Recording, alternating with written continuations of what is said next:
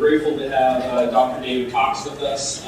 So David, just to give you guys a little bit of a background and why he's here today speaking about ethics and his kind of niche in the world of ethics. David actually has a master's degree in bioethics, which is kind of a phenomenal thing. I'm hoping he's going to tell us a little bit about that and why that's so cool, because I'll botch it. But it really is cool, the way he explains it, and why it's important to understand like why bioethics is not just important to the field of behavior analysis, but it's a professional discipline. That is kind of a bigger, overarching kind of approach to ethics and things like that. So it really provides us opportunities, I think, to enhance the way that we look at scenarios and professional practice and such. So I'm excited about that. And then David finished a Ph.D. Down at the University of Florida in behavior analysis, and is now with Johns Hopkins University, where he is engaged as a researcher studying drug interactions and the application to improve the human life in different areas like that. So I'm excited. I've known David for a while. Just so you guys know, David is a co-author of one of the books that we recently wrote about practical ethics, and so it's a passion of his. He's been writing about ethics and has a number of publications in various journals about ethics regarding autism service or just general ethical decision making. There's an exciting paper he was showing me that hopefully we'll get to see soon in the journal. So anyway, different things like that, and I think we're lucky to have him. So let's welcome Dave.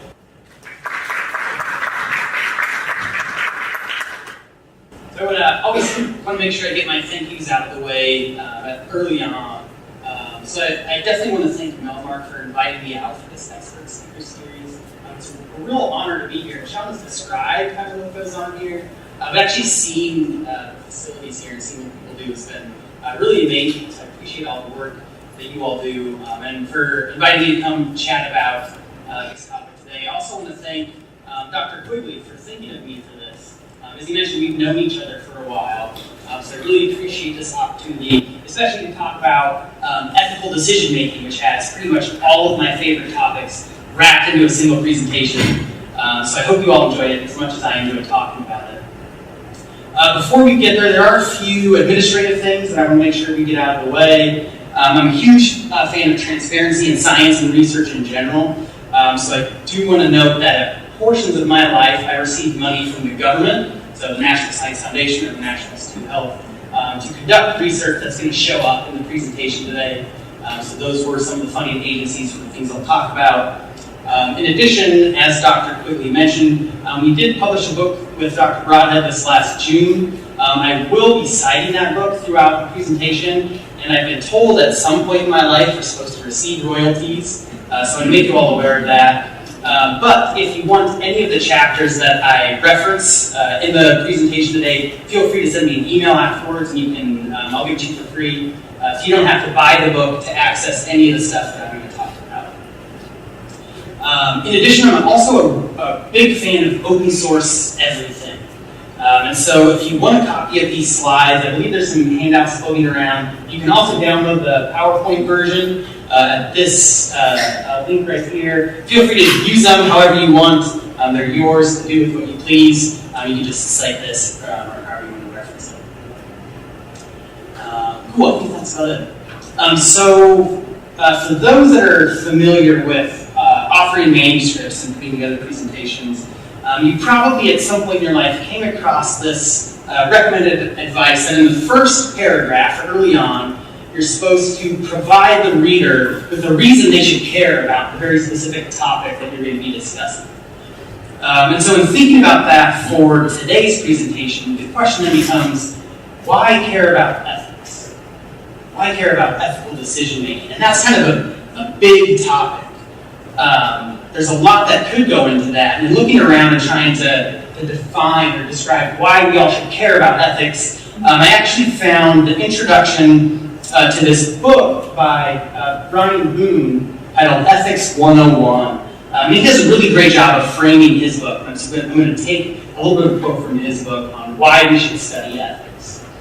And so ethics, which is also called moral philosophy, is the branch of philosophy that's concerned with how a person should behave in a manner that is considered morally correct or good. Now, this sounds like a really simple idea, right? How to be good, and why it's important to be good. but it's actually a concept that's fascinated and agonized philosophers for more than 2,000 years. So ethics means trying to figure out why someone should behave morally, as well as understanding what motivating factors exist for that behavior. Ethics also examines what exactly makes something good or bad. And whereas philosophy asks really big questions like, is God real? Or why are we here on this planet? But those big questions don't really directly address how to live one's life on a daily basis. And so ethics is that missing step between addressing the infiniteness of the universe and reconciling it with the daily existence of life on Earth. And so if philosophy encourages moral behavior by asking the big why questions, then ethics is an exploration of that moral behavior, and it seeks to formulate concrete what and how answers to the questions that philosophy poses. Ethics can and it should be applicable to our everyday, regular life. We should be able to tailor ethics to fit our life and use ethics to make decisions and take actions that are morally right. And this is already done in fields such as medicine, business, behavior analysis, and other disciplines. And the using ethics in these applied situations brings up another ethical conundrum, which is why is it important to even think about and consider why a person should act in a certain way? And Brian Boone's answer is that the answer really lies in the concept of happiness. So simply stated, happiness can be considered an outgrowth of ethics, be it one's own happiness, the happiness of others, or the happiness of the community around us. So whether you're a philosopher at heart or you're just kind of interested in considering why we come to say some things are good and some things are bad, hopefully the conversation today should have you covered in some respect. And so to kind of explore this space of ethics and ethical decision making, this presentation is broken into three main sections. So in the first section, we're going to talk a little bit more about this idea of ethics, what it means to be ethical, and we're going to focus down on an area that I think is under-discussed, especially in behavior analysis, and that is the why questions. Why is a certain action right or wrong? Why is a certain action good or bad? And then in addition, often ethical or moral philosophers will break behavior into multiple and broad categories. So we'll get a little bit more specific and talk about some of those categories and why it's important. In the second section, we're going to get to the latter half of that ethical decision-making piece. And we're going to look specifically at decision-making as the empirical base for it. So we have all this data and literature on choice behavior, decision-making from basic applied behavior, or basic behavior analysis. So we're going to look at what is that stuff, what does it say about decision-making, and how does it kind of go that last mile, or how are we bridging that research-to-practice gap. And then the final section of today, we're going to kind of smash those two parts together, the ethics piece and the decision-making piece, and we'll look more at a functional model for taking all this information and trying to apply it to our daily lives. The other thing I'll note before we get started is that I've kind of designed this whole presentation like a hamburger. So the middle part here is kind of the meaty part. It's going to be a little bit longer than the other two. And if we consider the top and the bottom the bun, the last part here is going to be a little bit thinner than that top part, but by then we'll have gone through everything else, so we'll wrap up kind of nicely. And after each one of these sections, we'll take a kind of brief 5-minute, 10-minute break. Okay, so let's get started with the first section here. Now, as you may have noticed, and as Sean mentioned, my background and training is in behavior analysis. So I'm going to approach this topic really from an operant framework and use the application of behavior analysis, or ABA, as for a lot of my examples. But a lot of the stuff that we're discussing is pretty general and can be applied across a number of areas of life. But with that kind of operant framework or approach to what we're going to be talking about, throughout the whole presentation today, kind of the main point, if you remember one thing, the driving question behind all of this really is this. Something that many of us are familiar with, right? That is, what's the function? Yeah, 1,000 points to everybody who writes. What's the function?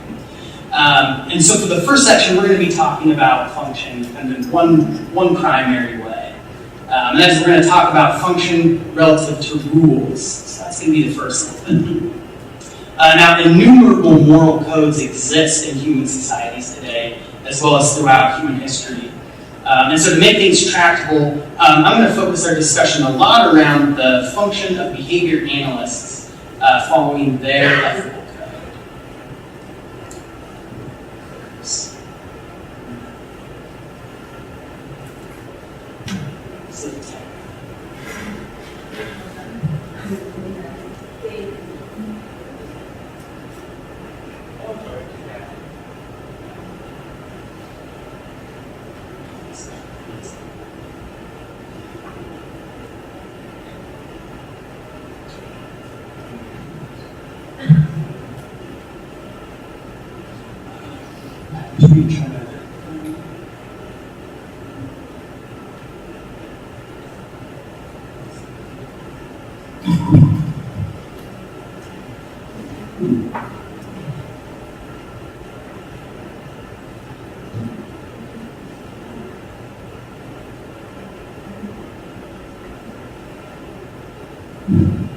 And we'll talk about the function of breaks and presentations, slides, and prompts. Do not work as they're supposed to.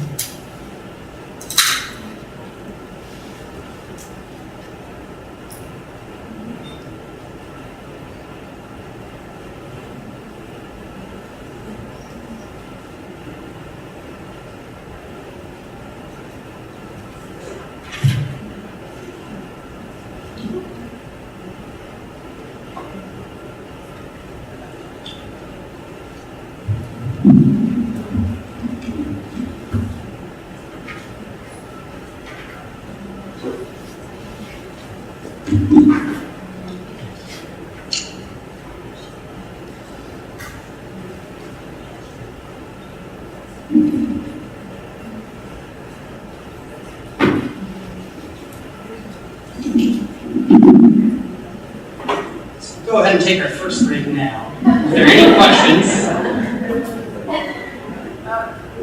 Oh, yeah, nice. Back.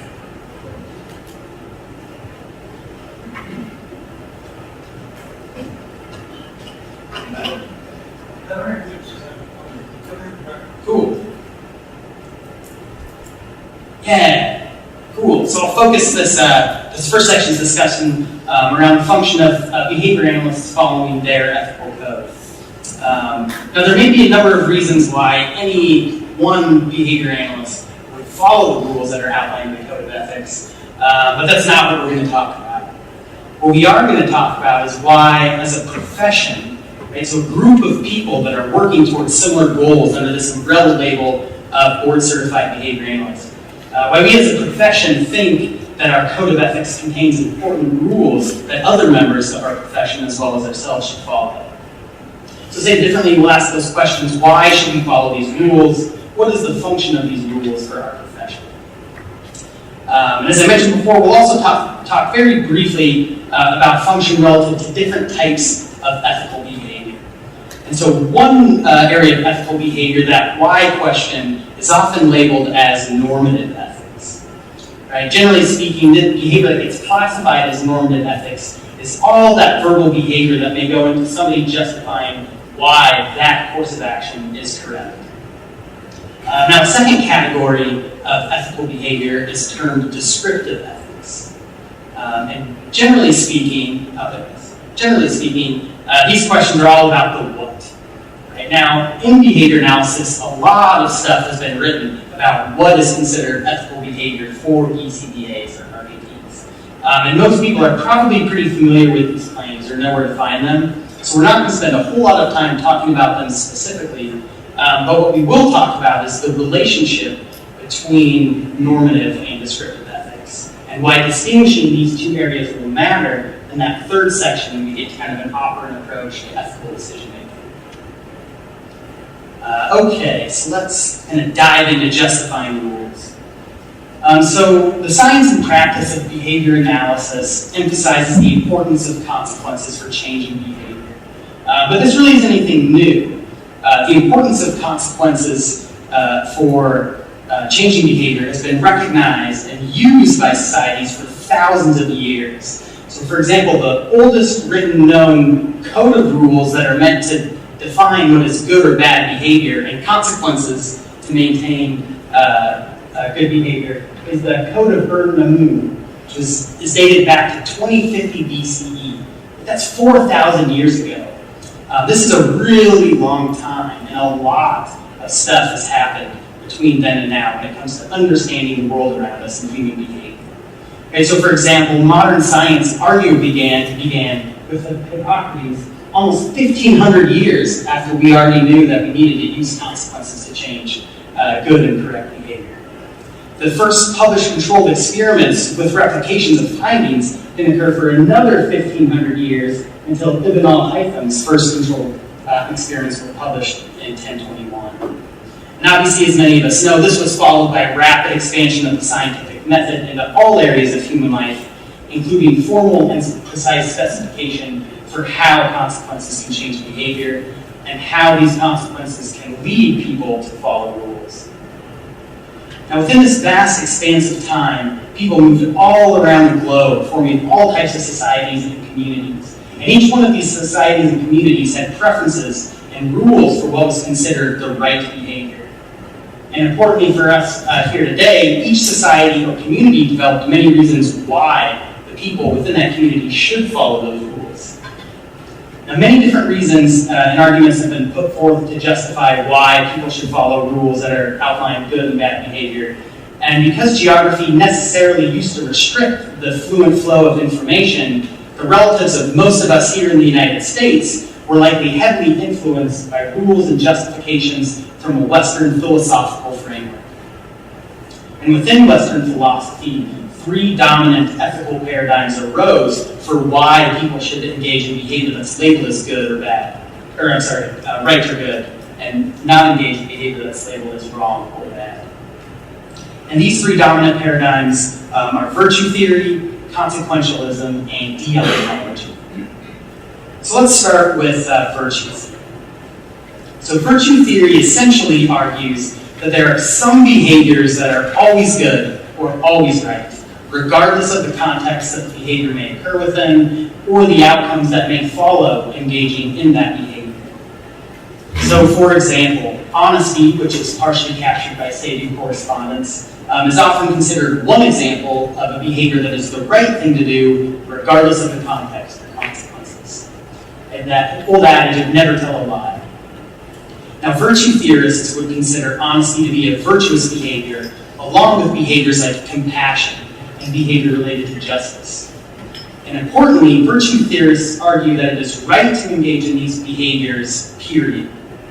And so really the focus of ethics is identifying virtuous behaviors and then to establish these responses so that they are maintained by automatic reinforcement. You should be engaging in the behavior for the behavior's sake. So for example, a virtue theorist might argue that a BCBA engages in ethical and honest billing practices only if they're accurately reporting services to an insurance company without regard to the consequences. If I'm honestly reporting services only because I might get caught or I might get in trouble, so the consequences matter, then that would not be considered ethical behavior because I'm not behaving virtuously when I'm being honest. All right, so that's kind of a brief gist of virtue theory. Behaving ethically is emitting virtuous behaviors that are automatically maintained, and people like us that are interested in ethics and ethical decision-making, we should try to figure out what are those behaviors that people should engage in all contexts, regardless of the consequences. And we should also seek to establish contingencies so that BCBAs will acquire these virtuous behaviors, and so that ethical behaviors are maintained through automatic reinforcement. Next up is consequential. Now, consequentialists, on the contrary, argue that the outcomes of behavior are what determine whether it's right or wrong. This is kind of that classic approach of as long as the ends justify the means, you're good to go. Now, technically, there are a bunch of different types of consequentialism, but for today, we're only going to focus on act consequentialism and hedonism. So act consequentialism claims that behavior is ethical only to the extent that that behavior maximizes the good or minimizes the harm. It's kind of an ethical quantitative analysis, if you will. And then hedonism claims that really pleasure is the only right, and pain or aversiveness is the only wrong. And so together, act consequentialism and hedonism often get summarized with the maxim that the right thing to do is whatever causes the greatest happiness for the greatest number of people. Now, when applied to ABA for individuals with autistic spectrum disorders, an example of a consequentialist approach to justifying a BCBA's behavior might be that ethical behavior is whatever behavior or whatever clinical behavior maximizes the overall amount of reinforcers that a client experiences compared to the aversive experiences they have to contact in order to access those reinforcers. And really the argument here from a consequentialist approach would be that as long as the client's better off in the long run, then whatever we do would be justified.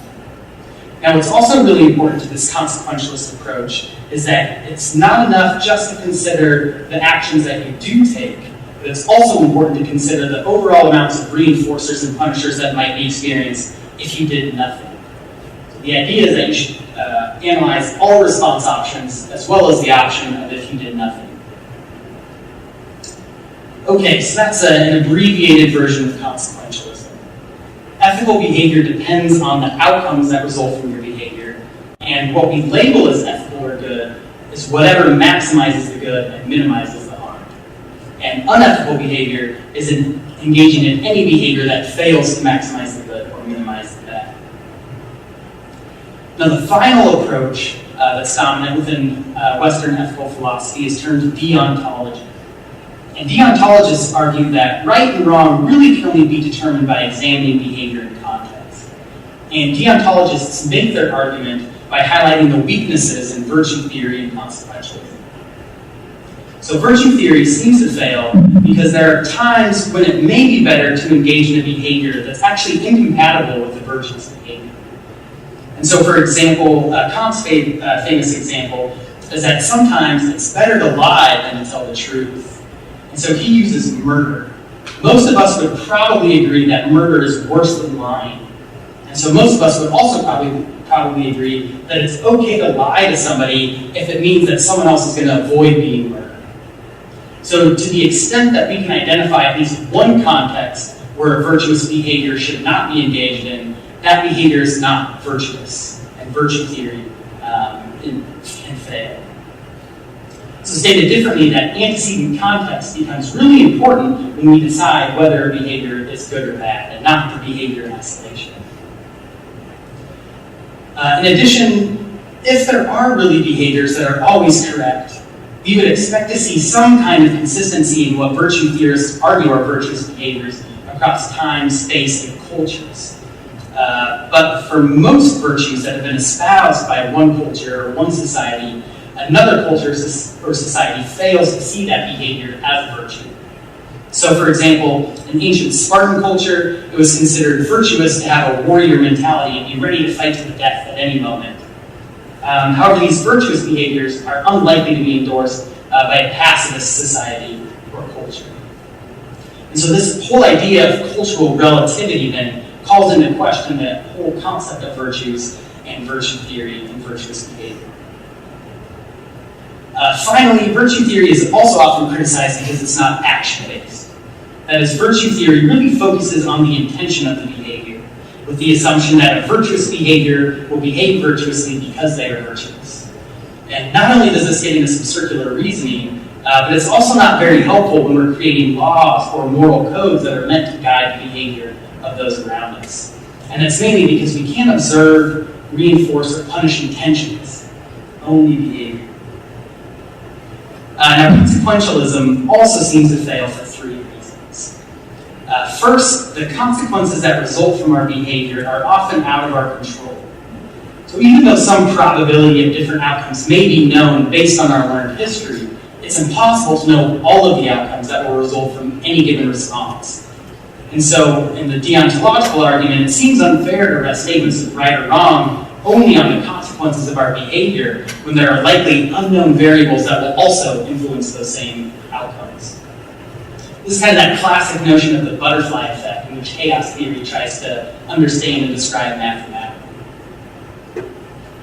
Second, it's also unclear exactly how one would go about comparing and quantifying all of the potential outcomes that may result from a response. How do you quantify the benefits that are engaged from increased engagement with peers on a playground? Or how do you quantify the benefits that are associated with a family who through ABA can now enjoy a quiet Friday night after a long week of work? How do you quantify apples and oranges and compare them? And finally, there are hundreds, maybe thousands of possible outcomes that may result from any one behavior. How would you account for all of those? And even if you could conduct all these calculations within a practical time frame, a consequentialist approach also seemingly leads to justification of any behavior as long as there was a net benefit to humanity. And at minimum, the majority of planet Earth has agreed that there are certain things that are never justified. These are the so-called crimes against humanity that were catalyzed and codified through the Nuremberg trials. So kind of stated simply, most of us in the world have agreed that the ends don't always justify the means. There are exceptions. And so together, these weaknesses lead to the deontological view that good behavior is fulfilling one's duty as defined by the context. Now, deontology has also been critiqued. So what's considered the appropriate behavior is often decided by people who actually control powerful contingencies. So these may be religious or governmental leaders. And it's kind of that classic idea that might makes right. Stated differently, it's unclear there's anything inherently good or bad about the behaviors that end up being chosen as duties that may not have been arbitrarily chosen by those in power. In addition, deontology can seemingly lead anyone to post hoc justification of any behavior because a person could claim that there were contextual factors that may not have been observed by outside parties or that carried more weight than others are giving them because of what they observed in that context and environment that others may not have been privy to. Okay, so all of this is well and good, but you may be exactly wondering, why this matters. Why should I care about this? It sounds interesting, but what do these three paradigms have to do with my behavior? Well, put most simply, all three of these paradigms are used throughout the BCBA code of ethics, right? The rules and guidelines that BCBAs are obligated to follow. So for example, guideline 1.04 states that behavior analysts are truthful and honest, and that we arrange the environment to promote truthful and honest behavior in others. And this is a classic example of a virtue theory-based guideline. Regardless of the consequences, BCBA should be truthful and honest with their clients and colleagues. Similarly, Guideline 2.09 talks about the behavior analysts having an obligation to use the most effective treatment procedures that lead to both the long-term and short-term benefits of clients and society, which again makes perfect sense from a consequentialist framework. How do we know what to do in a given context? Easy. Just kind of pick whatever's going to be most effective for that client that will lead to the most long-term benefits to them, the client, and society. And finally, Guideline 1.05 discusses a variety of appropriate responses relative to the context of a defined scientific or professional relationship. That is, within certain contexts, certain behaviors should be admitted, right? When I'm providing ABA services, I should perhaps speak in one way. When I'm talking with colleagues or writing an empirical manuscript, I should speak in another way. Similarly, testimonials are unethical if they're obtained in the context of a professional relationship with a current client, but testimonials are ethical if they're obtained in the context of a professional relationship with a former client. And so this kind of highlights that each one of these theoretical paradigms is present throughout our code of ethics. But the presence of conflicting ethical paradigms isn't so much of an issue when these guidelines pop up at us one at a time when we're providing services. Right? We can just kind of follow the guideline and we'll be okay. But things become a little bit more difficult when we're faced with a situation where these different ethical paradigms conflict and we have to make a choice. So for example, consider a situation where there's a clinician, you're about ready to enter a meeting, and you get a phone call from a caregiver of a potential client that's considering alternative therapies to ABA. Now this caregiver is desperate for the child to begin communicating as soon as possible. They're going to make their decision based on the 10-second phone call that you have. This is hypothetical, so I can make it as hard as possible. And the clinicians of the alternative therapies have reported that the parents can expect immediate and dramatic changes.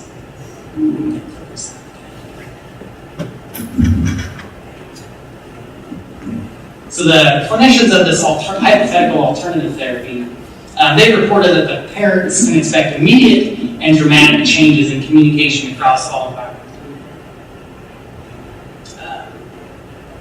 Now, in this situation, the clinician has the obligation to promote the most effective intervention. Right? Oh, there we go. So there's our alternative therapy, telling our parent we'll have dramatic changes immediately.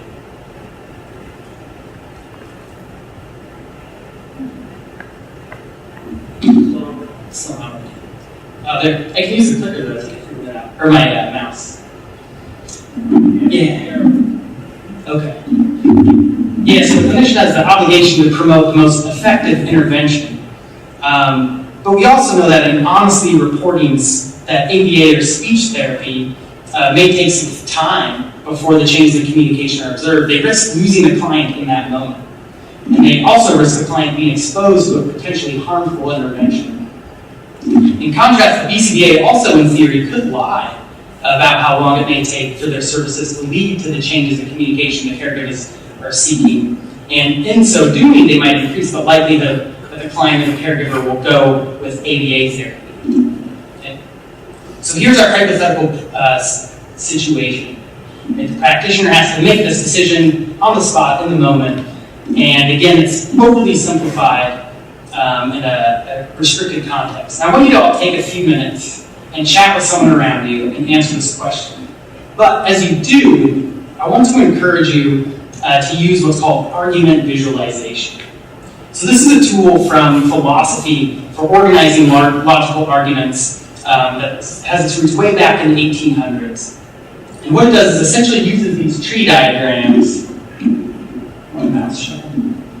It uses these tree diagrams to highlight the different aspects of a logical argument and how they're functionally related to each other. So for example, at the top there we would have whatever claim or argument that we're making.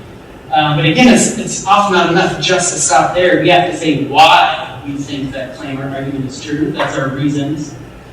And then because the only thing in life that's certain in life is uncertainty, we also know that in a different context or with different data, we might change our behavior. So the purpose of that part on the lower left there is to highlight, well, what data, if I were to observe it, would cause me to actually change the decision that I'm making? In our hypothetical scenario, flip from A to B or from B to A. And similarly, what kind of data might we observe or collect? This is the bottom right. That would allow us to have actually further support for our opinion. So it would allow us to feel more comfortable with the option that we've chosen. So for example, here's an example of what that argument visualization kind of looks like. So we have like our argument or claim at the very top, right? The U.S. has not declared war on Al-Qaeda. Why? Well, there's two reasons. Because war is declared by one state on another, and because Al-Qaeda is not recognized as a state. So that's all well and good. But then in that lower left, we have some data that if we were to actually observe that, it would change our original argument. Well, you know, if Al-Qaeda became a recognized state, then the U.S. would likely declare war on them. Our argument or claim would switch.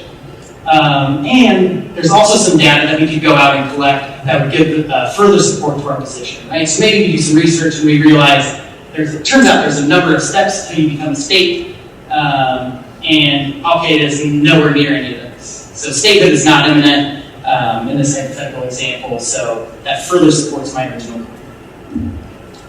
So that's argument visualization. And again, our hypothetical situation involves a BCBA. Caregivers call you up, you have 10 seconds They say, I'm going to go with this alternative therapy that's facilitating communication. They promise they're going to make dramatic, immediate changes in communication. How long will it take for ABA services to reach that same level of impact? So go ahead, take a few minutes, chat with a friend, and try to follow that argument visualization point. And most importantly, it's that why reason, that justification.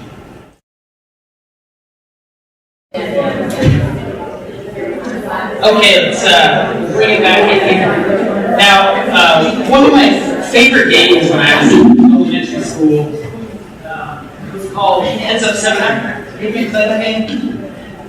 No? Is this a West Coast thing? Oh, yeah, okay. So for those of you that aren't familiar with the game, essentially how it works, everybody in the audience puts their heads down, they cover their eyes, and they put their thumb up, and then, a few students walk around and they press your thumb, and if you get picked, they all then go stand up in front of the room, and if you get picked, you have to guess who it was that picked you. None of that has anything to do with what we're about ready to do, except for what I all want you to do is close your eyes or put your head down on your table, and I want you to answer. I'm going to ask who picked A and who picked B, and I just want you to raise your hand to start, because I'm collecting data. I don't need to be influenced by each other. And hopefully this will turn into a publication. You guys will see this someday. So go ahead, everyone, close your eyes. Don't shoot each other. How many picked option A? You should lie and increase the likelihood the parent chooses ABA. Okay. And how many of you picked option B? Be honest and increase the likelihood the parent chooses the alternative intervention. Okay, thank you. There are a few abstainers. I appreciate it. Okay. Interesting. So nobody actually, this is the first round nobody picked A. This is really interesting. So those of you that picked option B, I guess now we're into this justification piece, right? Why B? Why did you pick B? Or why not A? I guess you can ask both of those questions. I know who picked B. You can start calling them. Yeah, go for it. One of the things that we consider is that if you lie to the parent, that shows that relationship and if that they will promise Sure. that they will the less likely to follow this. So Yeah, so trust. If at some point in time they realize they weren't as quick in obtaining the same outcomes in that report we wrote, and it sounds like you ended up pulling back in kind of a consequentialist framework. In the long run, it'll be better overall in terms of reportability and the likelihood they'll implement interventions, if I am honest. Or if I were to lie, then in the long run it would be worse off in the consequentialist framework. Other ideas? Other opinions? Why? We should be honest. Now the nice thing about, oh yeah, go for it. I think you can actually convince them why being truthful. Oh, interesting, in 10 seconds. So C. Oh, sure, yeah. So in this hypothetical scenario, you only have A, B, but you raise a good point that we'll talk about a little bit later on. So in 10 seconds, and this is actually a common alternative option that many people go with, or that they'll mention, is that they feel like in whatever brief time they have, they can actually be honest and convince them that ABA is better. I'm not sure, I guess with all the clients and caregivers that I've talked with in the past, some have been convinced by argument and data, others, no matter how much I put in front of them, there's no convincing. So it's definitely probability. Other thoughts? Is that Andrew? aside from the ABA methods that I would be concerned about that didn't result in me parents like, okay, I tried ABA and it didn't work for my child. Sure, yeah.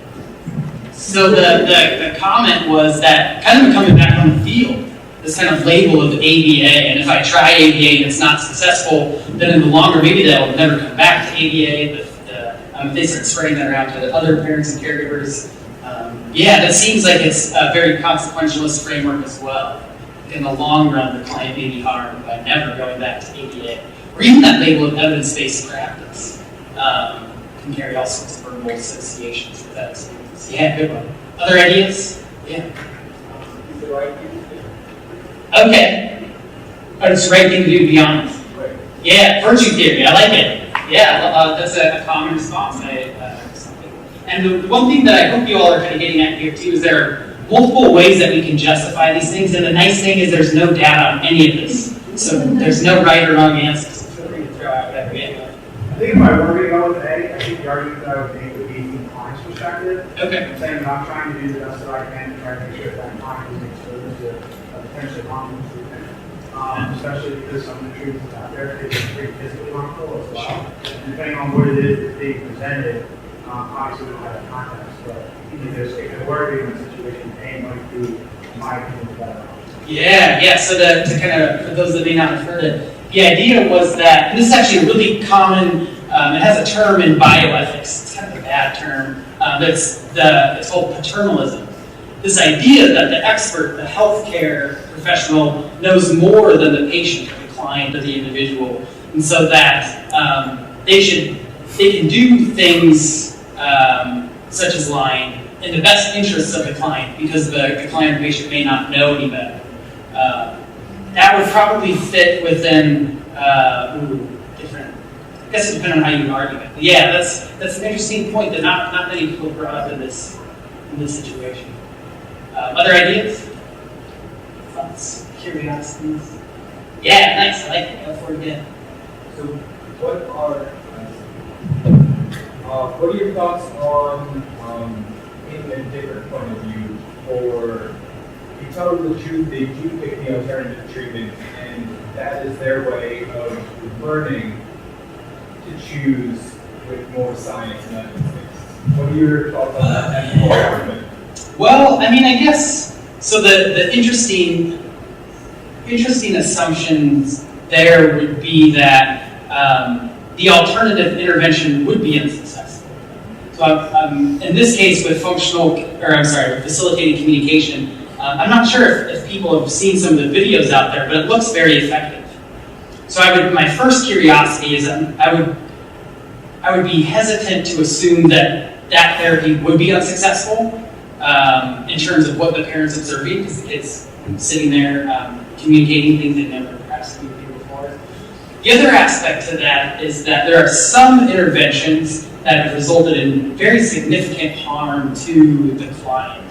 And facilitated communication is one of those. There's a really tough story that came out, I think it was 2 years ago now, about a lady and a client that ended up, she's now in prison. Those are, I think, some really interesting assumptions that make it a difficult decision, I guess. I don't know that I would rely on that for my choice in this situation, but that is something that could be considered, kind of that learn through experience. You can only change the probability of future behavior, but you can't make the behavior for someone else. So you do your best, and choosing B would be the best option, in my opinion. Yeah, and some people do put out that argument that there's only so much they can do. They feel it's best to just be honest, because that's the right thing to do, and that client will hopefully come around in the long run if there's not much control they could do, or not much control they have. Okay, so this is great data. The next, let's look at another example. Yeah. So now let's assume you're a practitioner, you're working in a relatively rural area, and one day your niece receives a diagnosis of autism, and the services that you provide are prescribed by the diagnosing physician. Now, your brother and wife are obviously really excited. They call you up. They know you provide these services, and they ask, when can you get started providing services for your niece? Now, you know that providing those services would be considered to establish multiple relationships with your brother, which many helping professions, including behavior analysts, have a duty to avoid. But the only other clinician working within 5 hours only accepts private payment for services which your brother and your sister, they can't afford. There's no way that's going to happen. And you also know that your niece has the right to receive the clinical services and the help that she needs. And so also, because this is hypothetical, and I can place as many constraints as I want to make it difficult, let's make it interesting and say that you're also unable to hire anybody from the outside to take on this case. Right? So you have to decide, in this moment, what do you do? Do you take on your niece as a client and establish a multiple relationship? Or do you not take your niece on as a client and cause her to forego services?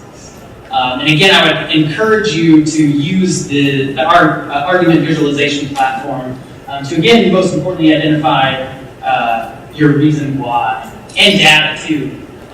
That's important. Okay. So you have your scenario. Remember, there's no data on any of this stuff, so empirically, we have no idea what's going on. What do you choose? A or B? Sorry. Getting data. Everybody close your eyes again really fast. This. I see a few people with their eyes up. Okay, how many people chose A, take your niece on and establish a client multiple relationship? Okay. And how many people chose option B? Okay, thank you. Yeah, nice. Neat split. All right, let's hear it. Option A, who has a justification for taking your niece on as a client and establishing a multiple relationship? Sean, there are mics going around.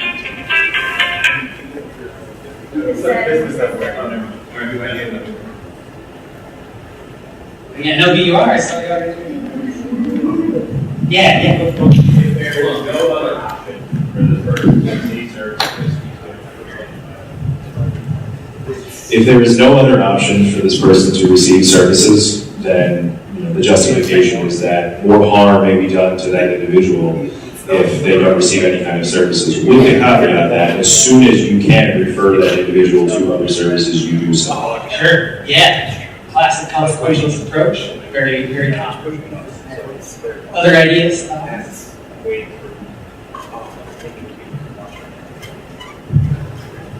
I would say with option B, I would not provide those services and not establish that multiple relationship. Okay. However, I would do everything in my power to try to find a way to, for those services to be available, whether it was virtually or, pretty much anything I can do. But if stuck between A and B, okay, so B, what's your reason?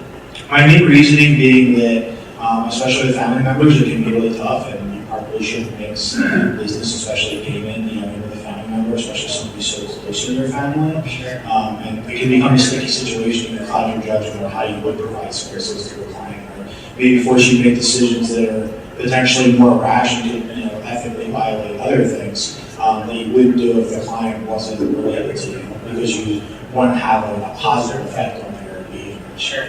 So I think I heard a few things in there. One, it sounds like a general duty just to avoid mixing family with business. And then that was also kind of supplemented with that in the long run, it's probably better overall to not mix this. Is that fair? Yeah. Cool. So a little bit of multiple theories. Yeah. I'll save it from We had actually talked about, Jay had actually mentioned that if you do kind of get caught and you lose your cert, then you're unable to help anybody. So it's like a bigger group of individuals that are unable to serve because you lose your cert, or there's subsequent actions. And we had also talked about if you don't take them on as a full time, but you just hang out with them. You know what I mean? So it's informal.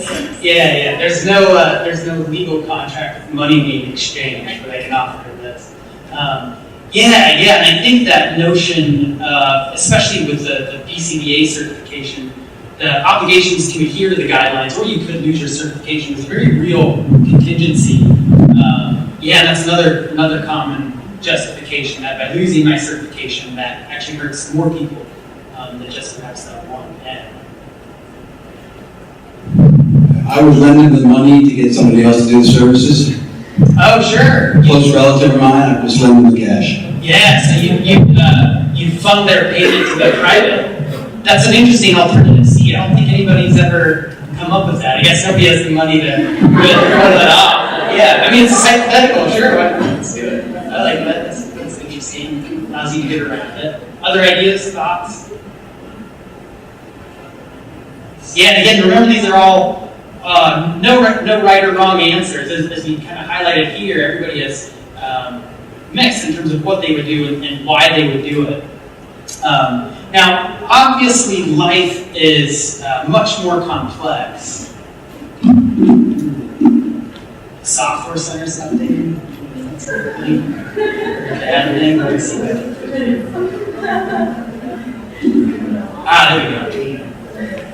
Yeah, so life is obviously much more complex, kind of these nuanced, or more complex and nuanced than these kind of simplified examples that we went through.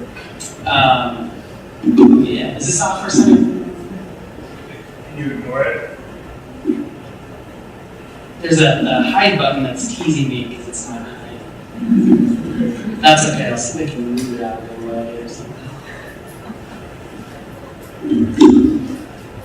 The other thing that we kind of noticed there was that many different guidelines were justified by different paradigms, right? And so, for example, as kind of a surface in a few of these things, maybe it's being honest isn't right because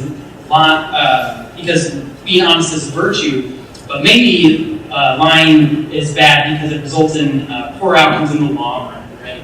So that is, it's kind of that old adage, if you're a liar, eventually your pants actually will catch on fire. And a great picture that came up with that was, there it is, yeah. If you're a liar, maybe eventually your pants will catch on fire. So it's that idea that although honesty is often considered a virtue, or we talk about virtues, it can also be justified through a consequentialist or utilitarian type of framework. And a little bit later on, we'll talk about why the same guideline can be justified by different theoretical frameworks. It says Windows is going to shut down in 10 minutes. I'll try to get through this section to our break before that. But hopefully, what kind of this first section really highlighted was four things. So first, the history of Western philosophy. Oh, yes. So the history of Western philosophy, and these three ethical paradigms influence how we justify the rules that we have in our code of ethics.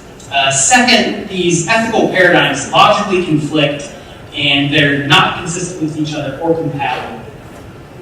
Third, these ethical paradigms may suggest incompatible ethical responses within certain contexts.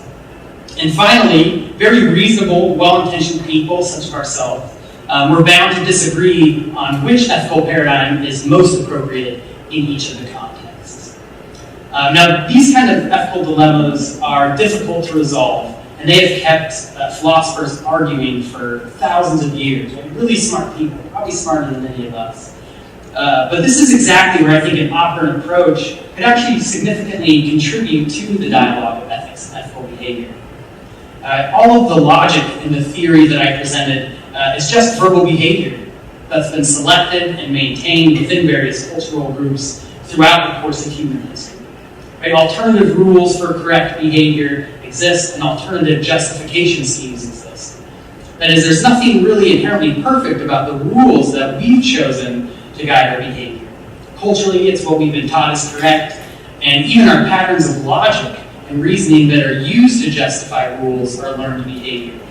And it turns out that many different alternative systems, even of logic, exist that are different from the Western ancient Greek system that we're familiar with and we hopefully are using in our daily practice. And before we also write off alternative, unfamiliar systems of logic, I think it's important to note that there are known faults with the current system of logic that we use in our daily lives. And so these are those classic paradoxes that exist in philosophy and in logic. And the most glaring example of how our logical system can break down is what's referred to as the liar's paradox. It's a classic example of this statement is false. Just try to analyze that for a hot second. But in addition, it's also claimed that the Avicenna system of logic, so this is not one that we use for pretty much everything else, our Greek Western logical system. Avicenna's system of logic actually popularized the concept of tabula rasa, the blank slate, which, as many of us know, plays a very important role to the development of early learning theories that eventually led to behavior analysis today. So some of that foundational logic to our current practice actually comes from a logical system that's outside of the one that we use in our day-to-day practice, right? Which for all of you, I'm not sure, when I first heard that, that kind of blew my mind. That we have these alternative systems of logic generally, and that our current foundational principles of behavior analysis are built off of a different system. It's kind of wild to think about. So why does this all matter? Well, the easiest way, it turns out, to escape the liar's paradox, or apparent contradictions between logical systems, is by observing the individual's behavior over time across context, and not relying on any one instance. So that is by viewing all of this stuff as verbal behavior. And so if it's all verbal behavior, then that means that it's all subject to a functional analysis. And so perhaps, again, as a group of professionals that are interested in ethics and ethical behavior, we can begin to start collecting data on those situations where a behavior that's incompatible with the current guideline may feel justified. And we can try to explore that. Why does it feel justified? What are the contexts under which we feel it's justified? And we can also begin to collect data on situations where two different guidelines may suggest incompatible behaviors, like some of the examples we talked about today.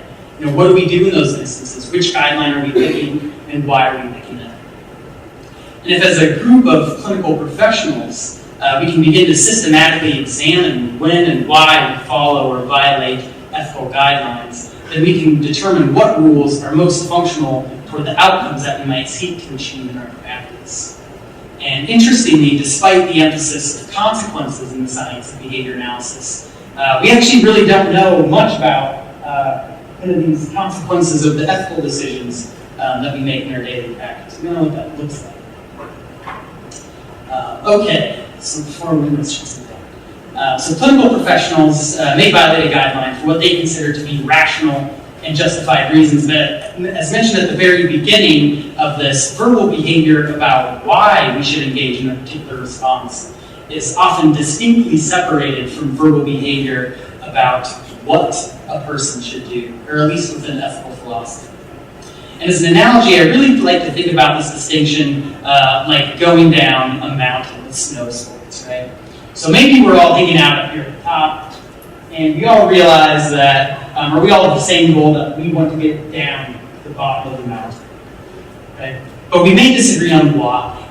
Maybe I'm cold, I've been doing this for 3 hours already, and I want to get to the bottom of the mountain because it's warm and that means I can be done for the day, right, in the escape function. But for somebody else, they want to go down the mountain because it's a lot of fun, right? They like going to the park, doing the big air and tricks. Maybe they like being among the trees. Maybe they like doing the moguls, the bumps. Is anybody a mogul person here? Nice. All right, let's see. But anyway, so we all may have the same idea of what we want to do, but why we want to do it may differ. Similarly, maybe we all agree why we want to go down the mountain, right? It's fun.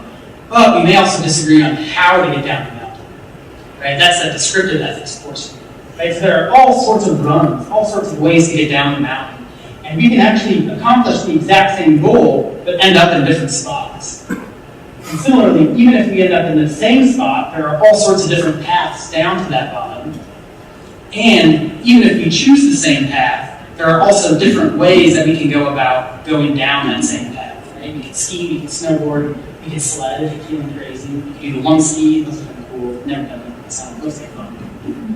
But the same idea holds for ethical behavior. Right? We felt a little bit of that in our conversations about what to do in those previous examples and why we felt ethically justified one way or another. Right? Some people agreed about what to do, but they didn't identify the same reason why they should do it. Others disagreed about what to do, but they both had, say, like a consequentialist framework, so they both agreed on the why we should be doing something. And,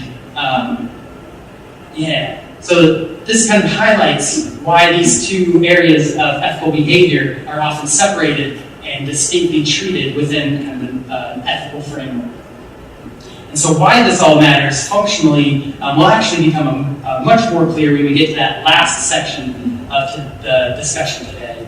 But before we get there, we're going to talk about the second section, which is a bit more about decision making. So what are those components of decision making? What do we know about decision making generally? And how does this inform our decision in client context? Okay.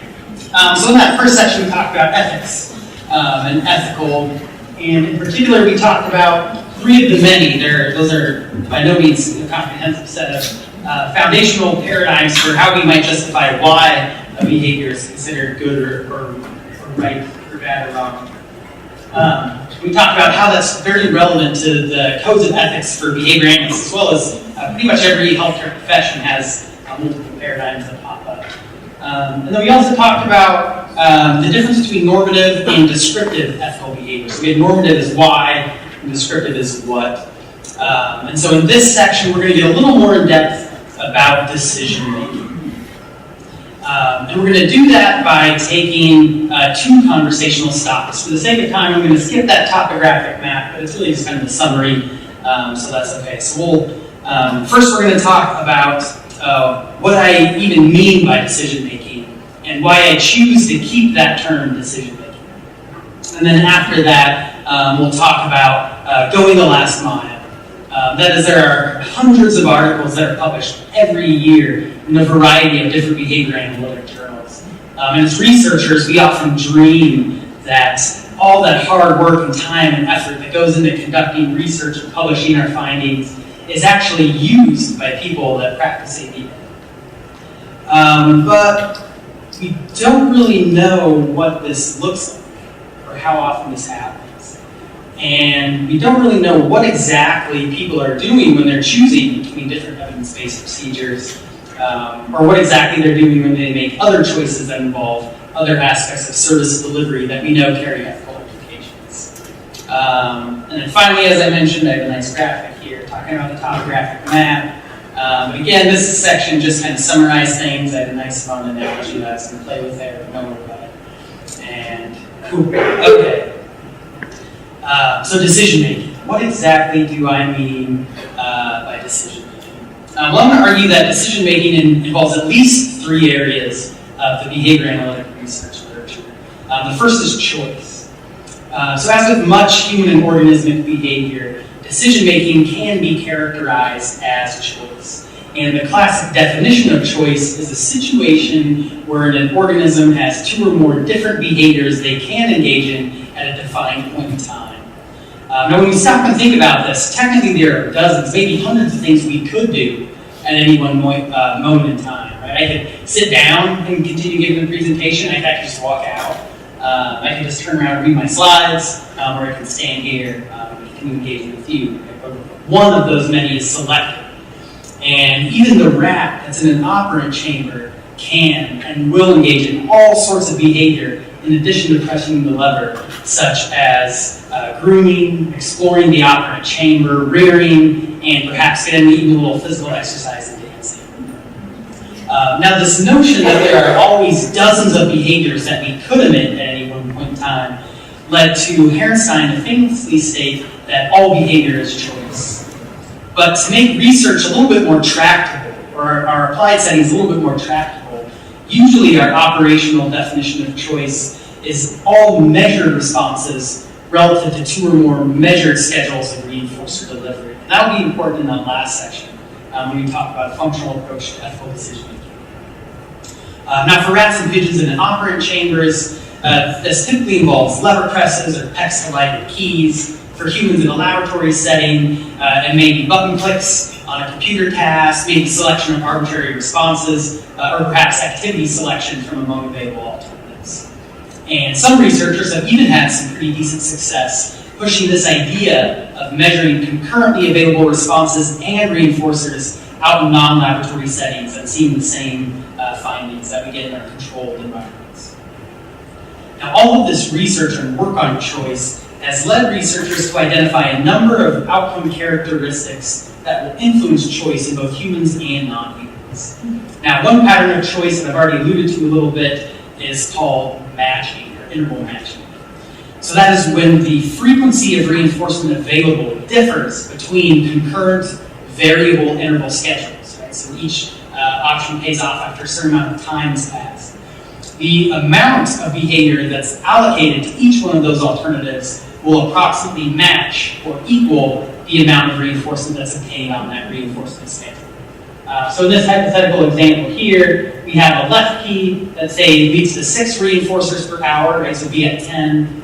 And maybe we have a red key, and next to that, lead to about 3 reinforcers per hour, so that might be like a VI 20 minutes or something like that. And so in this context, if we were to look at the amount of reinforcers earned from each of those keys, 6 divided by 3 is 2, so you'd expect about twice as much responding to the another key.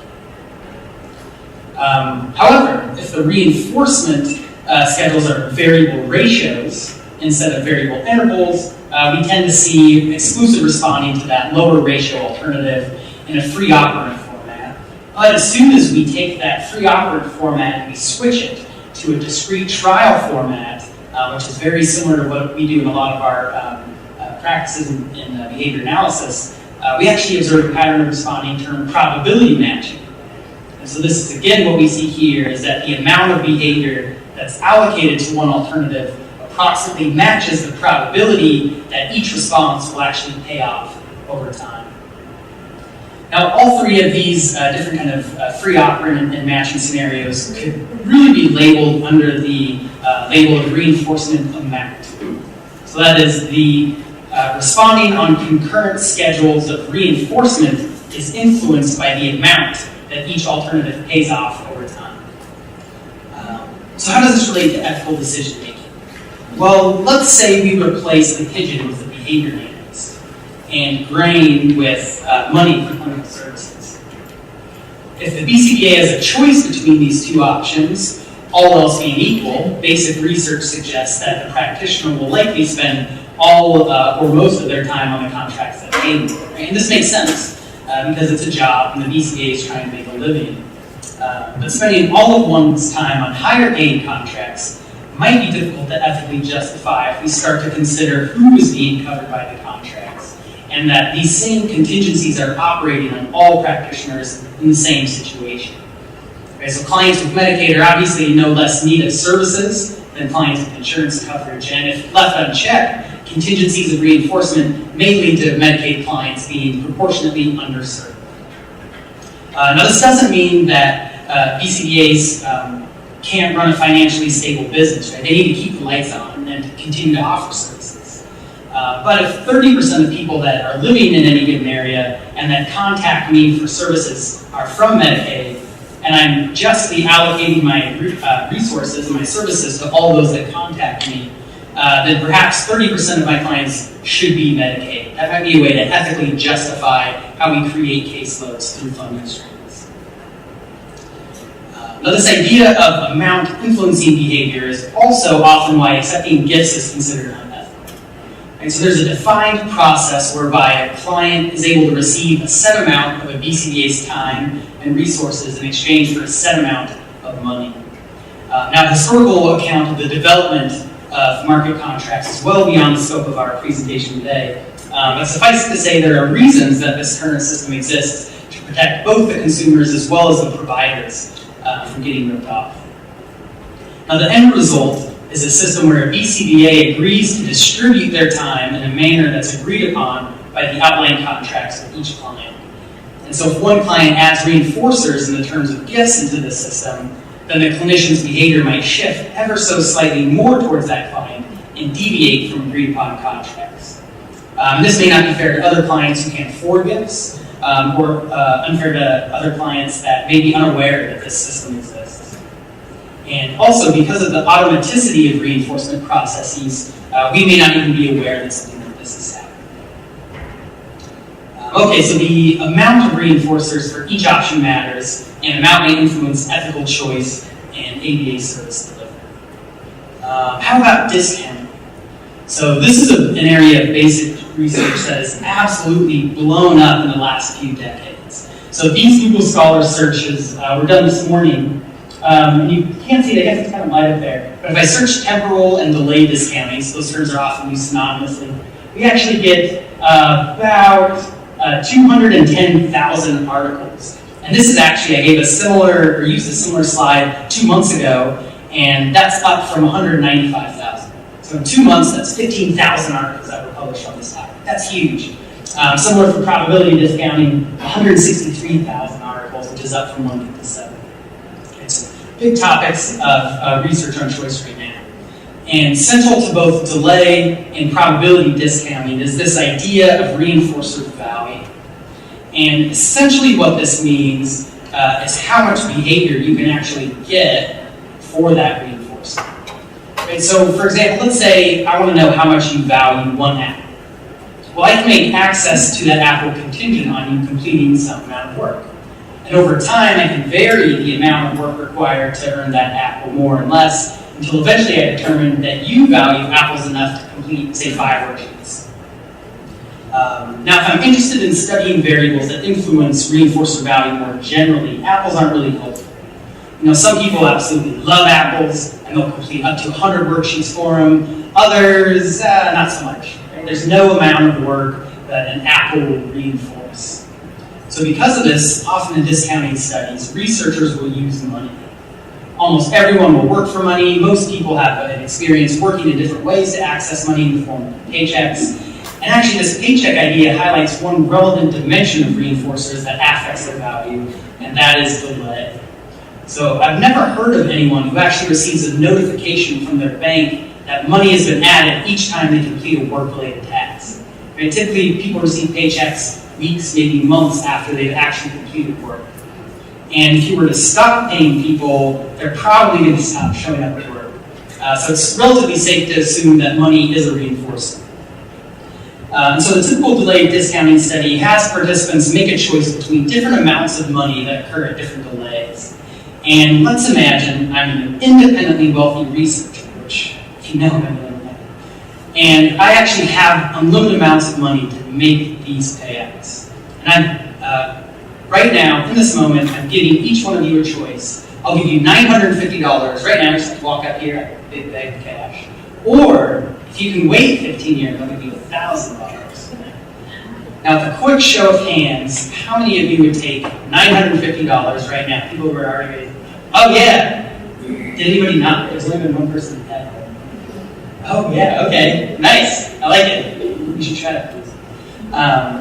So most people would take that $950 right now, but from a rational economic standpoint, this actually doesn't make sense. $1,000 is worth more than $950, and we should always take that larger amount. But intuitively, as most of us probably felt, because that larger amount is delayed by 15 years, it's not worth that full $1,000. It's worth less than $950, which is why we chose $950. So stated differently, that value of $1,000 is reduced because it's delayed. Now, quantitatively, we can describe this more specifically by saying that the value of $1,000 is equal to its nominal amount divided by the delay to when you actually receive it. And the structure of this equation suggests that as that delay to receiving the reinforcer increases, the value of that reinforcer decreases. So the delay to receiving a reinforcer affects how much we're willing to actually work. Similarly, probability matters. So that is, as the odds against receiving an outcome increase, so probability decreases, the less value that outcome has. It's the same structure, just the probability. Finally, and importantly, a robust finding from the discounting literature is that the degree that delay and probability influence outcome value actually differs from person to person, depending on the commodity that we're considering. Now again, kind of why does this all matter? Well, let's consider a situation where a BCBA is trying to decide whether to conduct an FA, an FBA, or one of those newfangled SCAs. Now, each one of these assessments carries with it some delay to when the function of the behavior is actually identified and we can implement intervention, as well as some probability of harm due to engagement in the problematic behavior. Great, so for example, if we look at functional analyses, we're pretty good at those now as a field. We can hammer those out 1, 2, maybe a few sessions. And so the delay to identifying the function is really short. We can get to that intervention really quickly. But because we're evoking that problematic behavior, there's going to be higher rates of that than may naturally occur outside of our FA context. And so there's a higher probability that the client might experience harm. Similarly, if we look at functional behavior assessments, because we're kind of waiting for that behavior to naturally occur, there's going to be a much longer time to when we actually identify that function compared to the FA and can implement intervention. But because we're playing around with perhaps those natural rates of current behavior, the probability of harm is lower than the FA, and I'll ignore SCAs for now. Now, whereas the BCB code states that the client's needs and consent, environmental parameters, and other contextual variables should influence which assessment is chosen. We also know that BCBA's past experiences, which with each one of these assessments, will impact their choice. And so BCBAs have different amounts of experience conducting FAs and FBAs, and likely have experienced different delays and probabilities to the benefits and harms that result from each one of these assessments. And so those experiences are likely to influence their decisions on which assessment to conduct in the future. And we also know that that decision of which assessment procedure is chosen will potentially impact the efficacy of the subsequent intervention. And we also know that the BCBA has an obligation to provide the most effective treatment procedures, which again are dependent on our assessment methods that we're using. So this kind of walks through, again, one clinical scenario that highlights how the delay and probability to some kind of outcome can influence the value of that outcome and has a direct relationship to ethical behavior. Lastly, another reinforcer characteristic that has been shown to influence reinforcer value is effort. Now, unlike delay and probability discounting, the way that effort influences reinforcer value is a little bit different. So rather than kind of a classic hyperbolic function with delay and probability, what we see with effort is that as we increase effort along this x-axis here, on the left panel here, what we see is the number of reinforcers that are consumed, that are actually contacted by the organism. And on the right panel here, the y-axis is the number of responses. And so what we see with effort is that as we increase that price, so move from left to right on this x-axis, people continue to respond at increasingly higher rates to defend that consumption of a reinforcer. And it stays really steady. But at some point in time, they reach kind of that breaking point. They don't work as hard if we continue to increase the effort, and the overall benefits that are gained from engaging in that behavior drop off dramatically. Now, the really nice thing about effort is that the BACB Code of Ethics, Professional and Ethical Compliance Code, took all the legwork out of me making this relevant to ethical behavior, because they explicitly mention effort at a number of points throughout the BACB code. Okay, so we know effort influences a number of ethical decisions. But not directly mentioned, which is probably familiar to all of us, is that effort is also very relevant for the design and implementation of effective interventions. Right? Many of us know that designing and implementing effective intervention takes a lot of effort that we're not often fully compensated for. So if we think of that effort increasing in terms of the effectiveness or the amount of effort it takes to implement an intervention, at some point in time we're all going to reach a breaking point. So being aware of what that looks like and how effort is influencing the decisions we're making can help us capture kind of where we are on that curve and what might happen as a result. Okay. So delay and probability and effort to obtain a reinforcer all have been shown to influence the value of an outcome, as well as choices that we may make in an ABA service setting. Now, there are technically many other reinforcer characteristics that have been shown to influence choice and that are likely relevant to ethical choices. But for now, we're going to pivot to a slightly different area of research in factors that can affect decision making. Now, most of this research was born out of historically unfortunate statistics on deaths and injuries that result from medical errors. And as recently, actually, as 2016, an estimated 250,000 people die prematurely every year from medical errors in the United States, which is approximately equivalent to losing everyone in Newtown Square 18 times over every year. Or another common analogy is it's like crashing a 787 plane every day, and everybody dies on board. So many people die from medical errors. This kind of makes being a medical patient actually as dangerous as bungee jumping or mountain climbing. Now, all of this led researchers to wonder exactly what's going on. Right? Physicians are really smart, well-intentioned people. They care about their patients. So what's causing them to make these extremely costly medical errors and fail to optimize patient outcomes. Well, many decades of research in this area have identified a number of factors that can influence the optimal clinical decisions that are made. For time, we're only going to focus on two. That's time and resources. So time to decide is actually pretty straightforward, right? If we have a lot of time to make a decision, we tend to make more optimal choices. And as the time to make that decision decreases, we tend to make less optimal choices. Okay, so for example, consider a situation where a caregiver requests that a registered behavior technician or a direct staff babysits their client and her sibling after an ABA session, while the parent just runs to the grocery store across the street. Now, if this is the RBT's first professional job, they may be caught off guard, and they may end up agreeing to that multiple relationship if they're asked right at the end of the session as they're wrapping up their notes and entering their cabinet. Now, we can compare this to a situation where maybe the parent leaves a message on the RBT's phone the night before, and the RBT hopefully has all night and the next day to consult organizational policy, chat with their BCBA supervisor, and so on and so forth. Similarly, the amount of time to decide may impact other ethical decisions in the ABA context, such as when an RBT has to decide within seconds whether or not to accept a gift that's presented to them by a family they meet for the first time, or the intake coordinator has to decide within a day or two whether to take on a new client with severe behavior and low reimbursement rates, or a BCBA has to decide within maybe a few weeks or a month how to avoid services being interrupted due to employees providing notice that they're leaving their company. Now, all else being equal, the more time people have to make these decisions, the more likely it is they consider all options within the framework of the Code of Ethics and their organizational guidelines. Finally, resource availability has also shown to play a role in clinical decisions that people make. So generally speaking, the more resources one has, and the quicker that you can access those resources, the greater we are to make optimal decisions.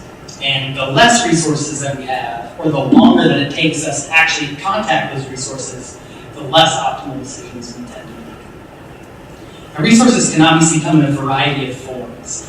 They may be physical things, right, like access to computer software and the materials needed to keep the picture exchange communication system advancing at the pace that the client is acquiring skills. And here, resources might also include the ability to access images and symbols that are unique to the client setting. But resources can also include physical things like access to whatever amounts of varied stimuli are needed to find effective reinforcers for behavior change. Now, these are just a few of the examples of the physical or tangible resources that might impact the ethical implementation of ABA services. But there are some non-tangible things as well. Right? Peer-reviewed publications are also a type of resource. Right? The pages of Journal of Applied Behavior Analysis in Practice, and many other journals provide quick access to resources that can aid in our clinical decision-making. And so the ability to quickly access these resources and actually have the time to read them plays a significant role in our ability to utilize the most effective evidence-based practices.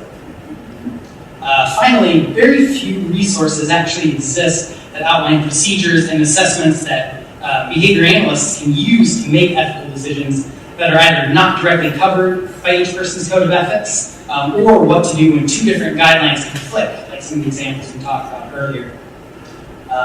Sean and I are working on a paper to try to figure out the extent of a question I just realized what I was going to talk about here may influence that research. So I'm going to skip this section to avoid that. The point being, though, that ethical decisions are not always like my mom's sunshine. They don't come out once a year, and we probably make more ethical decisions than we often consider. Okay. Almost compromised our study that makes out of that. Anyways, over the course of 60 plus years of research, many researchers have measured both responding to two or more concurrent schedules, as well as the timing and the consequences that are delivered on each of those schedules of reinforcement. And this research has led to a robust understanding of the systematic way that different outcome characteristics will influence behavior. Now, one thematic question within all of this research has been the extent to which organisms actually maximize reinforcers that are gained and minimize the harms that are experienced within those choice contexts. More specifically, a central question has been, is choice optimal? Now, classical economics theory was built around the notion of the ideal decision maker. This is often jokingly referred to as Homo economicus, and research in classical economics assumes that humans make decisions in accordance with logic and rationality only. And logic and rationality suggest optimality, right? Maximizing the goods that are gained and minimizing losses or the adverse experiences. So, for example, an optimality approach would argue that the reason we actually observe the allocation of behavior we do in matching is because the organism is optimizing the reinforcers that they earn by matching.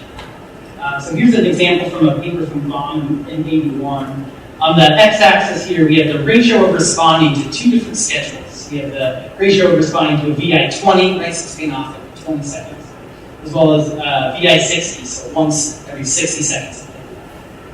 And on the left side of the x-axis here, these would be essentially you're spending most of your time on the VI60. And on the right side of the x-axis here, you're spending most of your time on the VI20. Now, based on these specific ratios of responses, we can actually plot how many reinforcers you'll earn from each one of those schedules, right? The VI20 and the VI60. And if we add these two curves together, we get this top curve here, R1 plus R2. And so what we actually see is that if we go to the point at which we earn the most number of reinforcers and trace that down, it's a ratio of 3, which is exactly what we would expect with matching, right? A VI20 is 3 responses per minute and 1 response per minute for the VI60. So this again is hypothetical data arguing why optimality might predict choice behavior that we often see. But what do we see? Are organisms optimal, rational responders? No, not at all, it turns out. So take interval matching, for example. A really cool study by Jim Mazur published in Science back in '81. He arranged a series of conditions where in the first block of responding, optimality and matching predicted the exact same thing. So that's each one of these data points that you see up here. However, in the second block of responding, he set it up so that the contingencies that were predicted by optimality suggested that responding should be 50% to each key, but matching actually predicted responding in the opposite direction towards these dashed lines. And what he found was that pigeon after pigeon shifted their responding for what was predicted by matching and not by optimality. And then he replicated this across a broad range of transitions and response allocations to highlight the matching and how it deviates from optimality. But these are pigeons, right? Humans are not smarter than pigeons. Turns out not. So there have been a number of studies that have been designed to try to test what humans do in situations where optimality predicts one pattern of responding, so that's these dashed lines again. But previous understanding from the basic literature predicts that behavior would do something differently. And so in this example here, the nuances and the details aren't important other than to note that what we see is that there's systematic deviation from optimality in human responding based on delay and probability that again differs from what optimality is. So when it comes to situations where empirical patterns of choice differ from predicted optimality, humans and other organisms appear not to behave optimally over the long run. Now, this also occurs for delayed outcomes, right? We discussed earlier how the amount of behavior you'll get from a reinforcer will decrease as a function of the delay to receiving that outcome. And as we mentioned before, all things equal, this is, again, suboptimal responding, as you could get more reinforcers for the same amount of work by waiting for that larger later outcome. But organisms don't wait. And we also see this occur for probabilistic outcomes. So optimally, the value of a probabilistic reinforcer is equal to its expected value, which is obtained by multiplying the probability that the outcome will occur by the amount of money or time with the iPad or whatever other reinforcer we're looking at. And when we plot this expected value as a function of the state of probability, we get a line like this. And so when there's zero chance that the outcome will occur, it's worth nothing. You're not going to get it. However, if there's a 100% chance that the outcome will occur, that's worth 100% of our value. So again, optimality makes this prediction of this nice straight line from the lower left to the lower right. But what we actually see with humans and non-human organisms is a manner of responding that's illustrated by this solid black line. That is, we behave as though low probability outcomes actually have a higher probability of occurring than they actually do. And we also behave as if high probability of outcomes actually have a lower probability of occurring than they do. So kind of so much for this idea of optimizing probabilistic outcomes, and kind of in sum, so much for this idea of Homo economicus. Instead, humans and many other organisms tend to behave suboptimally. Now, some might argue that perhaps people and other organisms are behaving optimally. We're just not measuring the right outcome and the right responses. But when you do this, this starts to kind of move the goalposts a bit and can rapidly lead to optimality becoming an unfalsifiable hypothesis, which we know is bad science. It doesn't really help us out. Okay. So researchers have measured behavior across 2 or more schedules of measured reinforcer and punisher delivery. When we do that, we find there are many characteristics that will systematically influence the value of an outcome. And as we manipulate that reinforcer value, we find that organisms don't behave optimally to maximize benefits and minimize aversive experiences. Now, a final characteristic of decision-making is verbal behavior.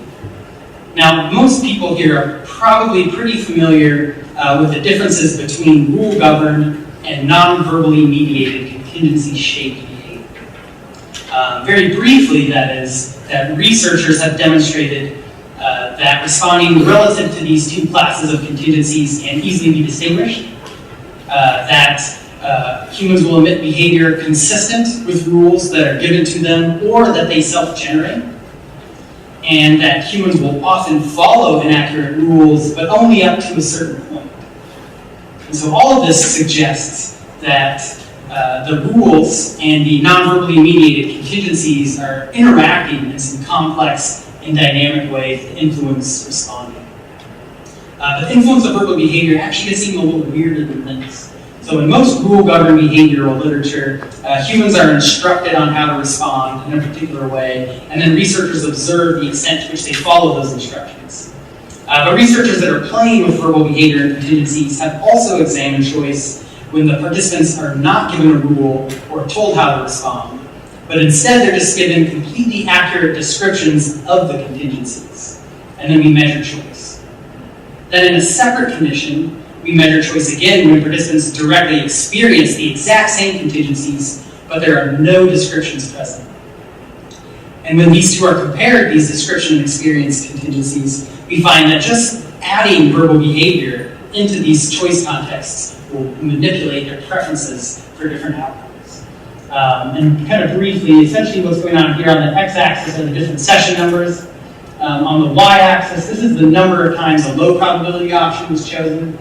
And essentially what we're seeing, even though they're identical contingencies, is that in these experience conditions, people differentially prefer at steady states that low probability option compared to the description condition.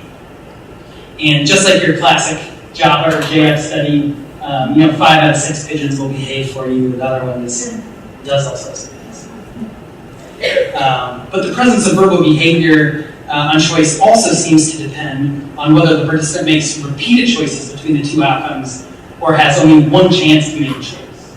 So here's another plot from that same study where we looked at the choice at steady state and how people were allocating their responding and saw that difference in experience and described preference. But if we give them just one chance to make a decision, we actually see that pattern reverse, which is kind of weird. And if all of this isn't kind of complex enough, we can also tack on that the difference between described and experienced influence on choice and preference depends on whether you're experiencing only reinforcers or if we start throwing some punishers in there as well. And if we want to top all of this off, our good friends over that are studying verbal stimulus-stimulus relations have repeatedly demonstrated that not only can we derive novel and untrained functional relations between verbal stimuli, but that the reach of changing these functions of the stimulus can be vast and far-reaching. So verbal behavior is obviously very complex and likely plays some kind of role in what I mean by decision making. So kind of to summarize, when I think about decision making, it's some kind of choice between two or more response options where we know that choice is influenced by known characteristics of the reinforcer or punisher. And when choice is compared to the most effective pattern of responding, we often fail to maximize the benefits and minimize adverse conditions under known preparations. And all of this, again, becomes extraordinarily complex and dynamic when we start to add in the influence of verbal behavior. You may be kind of curious, how does all of this relate to the practical decisions that we're making on a daily basis? And as I mentioned earlier, hundreds of articles are published every year that improve our basic understanding of behavior and how behavior analysts can use that information to improve clinical outcomes.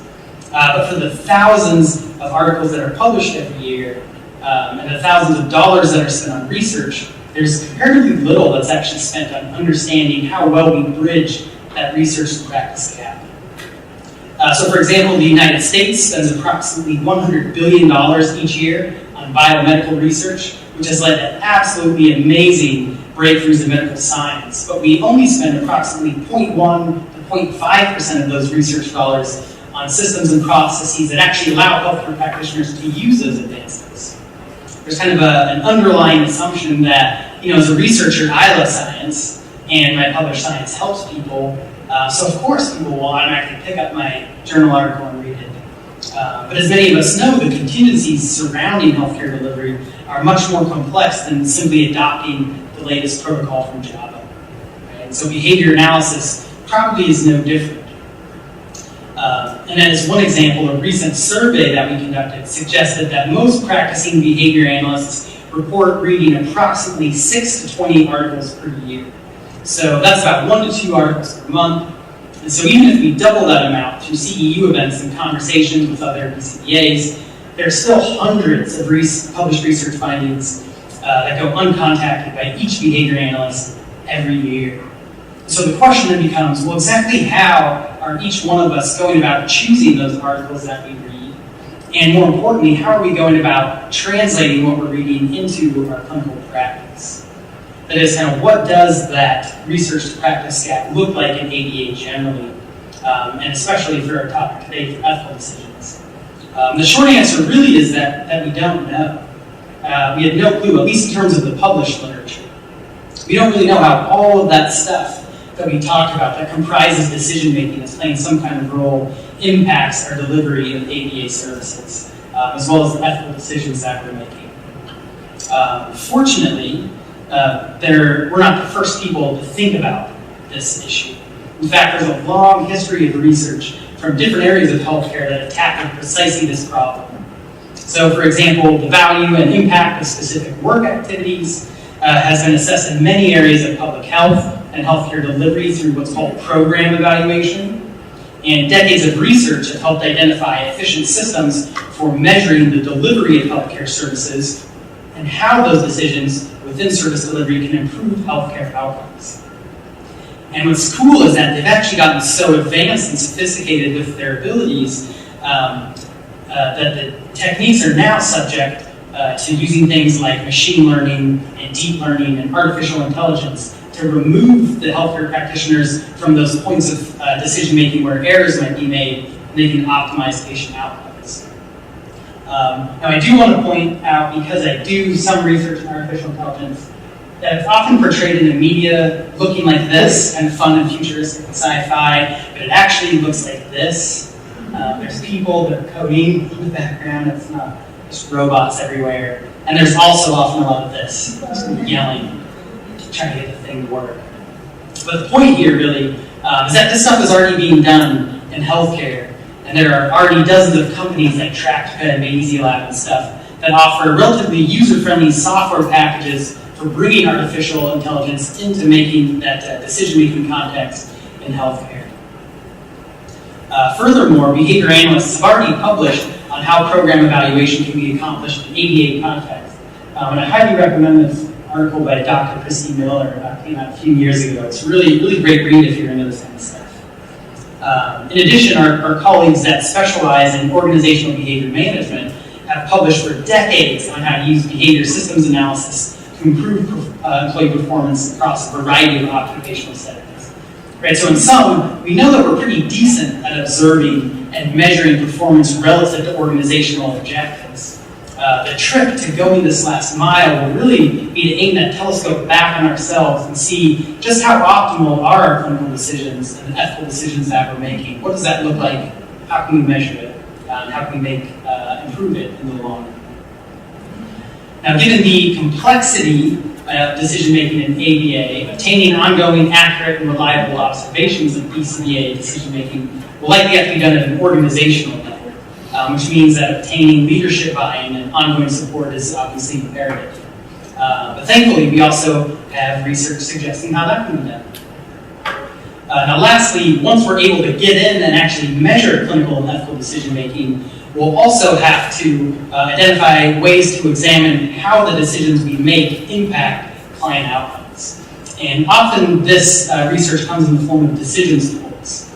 So that is structured outlines for how a BCBA should make a decision in a particular context. And then we can use that to measure what actually happens and see how well we're doing. So here's one example of a decision support or decision model published by Geiger and colleagues back in 2010 on what to do if a functional assessment indicates problem behavior is maintained by escape from demands. So kind of the idea here is that you would go through, you would answer each one of these questions, and based on your yes, no, you end up filtering into one potential treatment outcome. Now, several other models of decision-making have been published in the ABA literature, primarily centered around behavior assessment and treatment selection. And these are very important aspects of ABA decision-making, to be sure, but they're also only a few of the many decisions that BCBAs make relative to each client's ABA program. Okay, so for example, BCBAs also have to make choices about how we're going to individualize interventions. What kind of data collection methods are we going to use? How are we going to prioritize goals with the limited amount of time that we have? In addition, we have to make all these decisions not just for one client, but for each of the many different clients that we may have on our caseload. And then we also have to make choices at the caseload level, such as how many clients I'm going to take on, what are the types and ages of clients, am I going to specialize, what is my scope of competence, so on and so forth. And all of these choices that are made at the level of the individual client and the level of the BCBA caseload may have some kind of an impact on client outcomes. Now, given our discussions about optimality earlier, it seems unlikely that we make perfect decisions all of the time that maximize the benefits of the services that we provide. So to kind of summarize this section, we talked about how the research to practice gap exists in almost all areas of applied sciences and healthcare. And it seems reasonable that a research to practice gap exists in ABA, but we really have no clue what that looks like. Lucky for us, there are other areas of healthcare have been measuring and analyzing clinical decisions that practitioners make and how that relates to client outcomes. And so we can combine some of these methods and decision targets with organizational systems from behavior analysis to begin working on understanding the many different areas and types of clinical decisions that we make on a day-to-day basis and how those lead to client outcomes. Importantly, what this will also allow us to do is test some of those decision supports that we have, see how well they actually lead to optimal outcomes, and design new decision supports to better understand and structure decision-making in behavior analysis. Now with that, we were going to hop into the last section of the topographical map. For the sake of time, I'm actually going to skip that here. So in the first session part of today, we talked about kind of ethics and ethical, and the two areas of ethics and ethical, there are two areas of moral philosophy that's been broken into, some of those foundational paradigms, right, and the normative and prescriptive ethics. In that second section, we talked more specifically about decision making. Right? What is some of that research that we know about choice behavior, variables that affect clinical decision making? When we talked about that research to practice gap, we're not really sure, at least from an empirical standpoint, what decision making looks like in applied behavior analysis context. Now, as I mentioned before, or as I mentioned at the very beginning, you can kind of think about this talk like a hammer. Right? We did a lot of the heavy lifting in these first two sections here. So I'm really not going to talk about anything new in this last section, except kind of in line with that theme of creating decision supports and ways to start analyzing and collecting data on these processes. I created essentially a model and then a tool that we might be able to use to functionally analyze and think about ethical decision making. And so as with any functional analysis, the general framework for categorizing our behavior of interest, our ethical decision making, are the categories of the three-term contingency: antecedents, behaviors, and consequences. Now, also like other assessments, such as functional analysis or preference assessments, the first thing we likely need to do is identify and collect the decision or the case-specific facts, right? That is, what are all those things that we know to be true and that provide some contextual details for the case at hand? Now, some of the decision-specific facts that I could think of were characteristics about the people that are impacted, right? Some social relationship constraints, as well as resource constraints. So to start, it really seems logical that we obviously need to identify who all is actually going to be impacted by this decision that's being made. Right, so within an ABA program, it's obviously going to be the BCBA and the client, meaning the client's caregivers, but it may also impact other people, such as the direct staff, family or friends of the clients or caregivers, or perhaps professionals from other disciplines that may work at my agency. In addition, very few ethical decisions are kind of made in the privacy of one's home, by oneself, and that's kind of the end of it. Right? Typically, an ethical decision comes with some kind of behavior, some kind of recommended course of action. So facts that may be helpful to gather are clarification of the skill sets and the abilities of all relevant parties, including the scope of competence of the person that's actually engaging in this functional analysis of ethical decision making. And finally, it's also unlikely that the learned history of any two people are identical. Thus, it seems likely that different people are going to have different rankings of benefits and harms, how they define the just allocation of resources, what exactly autonomy looks like in the informed consent process, and so on. And these different rankings of values may be especially likely in situations where multiple disciplines interact while they provide services, and they may be dependent on each other to generalize intervention programs. So in total, then, the characteristics of people impacted by the ethical decision may place constraints on what options are possible to choose from and how different options are preferentially rated. A second set of decision-specific facts are those related to social relationship constraints. So these facts place constraints on what decisions can be made because of the current relationship between two of the members of that are impacted by this decision. So using ABA service delivery again, there are likely constraints on what the BCBA can do based on the signed contract between the BCBA, the funding agency, in reference to the client. So for example, we'll probably have a lot more leeway in an early intervention, or early intensive behavioral intervention program where we have 20 hours a week for services compared to a BCBA in the rule of a school-based consultation contract where we get 1 hour a week every other week or something like that. Other examples of social relationship constraints include the relationship between the BCBA and others that may be needed to implement those behavioral programs, and importantly, how each member of that team or that's involved in the decision-making process can actually manipulate contingencies surrounding others' behavior. Now, a third set of decision-specific facts are those related to resource constraints, which we discussed earlier. Those are things like time, money, materials, so on and so forth. Okay, so those are kind of some of the basic case-specific facts that are likely to play a role in ethical decision-making, right? All those contextual things that when we think about an ethical decision, we say, well, what about this? Or what about that? Now, we also spent a fair amount of time earlier in the second portion talking about verbal behavior and how that likely plays an influential role in ethical decision-making, as well as our past history of consequences for engaging in different behaviors within a similar decision-making context. And so then the totality of all of these relevant antecedent variables are likely to combine and multiply control to influence what we end up claiming is the right thing to do in a given situation, again, based on the context, right? And that's our descriptive ethics, that what. Now, for some people that I've consulted with in the past, the ethical decision-making often ends here, right? We have all these case-specific facts. We've thought about the guideline for responsible conduct, maybe some organizational rules, some superstitious self-generated rules, or maybe they're effective, who knows, as well as current contingencies that may be operating on our behavior.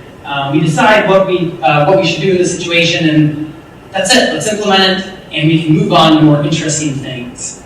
But as we outlined in that first section today, what is claimed as the right thing to do in a given situation is often interrelated with whatever justification we're using to answer the question of why this is the best course of action, right? That normative ethics piece.